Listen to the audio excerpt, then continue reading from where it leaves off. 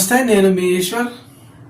ఈ6 న్యూస్కి స్వాగతం. వార్తల్లోని ముఖ్య అంశాలు: షామీర్పేట మండలం పరిధిలోని ఎంపీటీసీల స్థానాలను నోటీసు బోర్డుల్లో ఏర్పాటు చేశామని ఎంపీడీఓ మమతాబాయి తెలిపారు. షామీర్పేట మండలం పరిధిలోని ఎంపీటీసీ స్థానాలను నోటీసు బోర్డులో ఏర్పాటు చేశారు. ఈ సందర్భంగా ఎంపీడీఓ మాట్లాడుతూ షామీర్పేట మండలంలోని బొమ్మరాసిపేట, బాబాగూడ, షామీర్పేట గ్రామ పంచాయతీలు తూముకుంట మున్సిపాలిటీలో విలీనం అయ్యాయని, మిగిలిన గ్రామ పంచాయతీలలోని ఎంపీటీసీ స్థానాలను నోటీసు బోర్డులో ఏర్పాటు చేశామని తెలిపారు. ఏర్పాటు చేసిన ఎంపీటీసీ స్థానాలపై ఏమైనా అభ్యంతరాలు ఉంటే మండల పరిషత్ కార్యాలయంలో తెలియజేయాలని ఆమె కోరారు.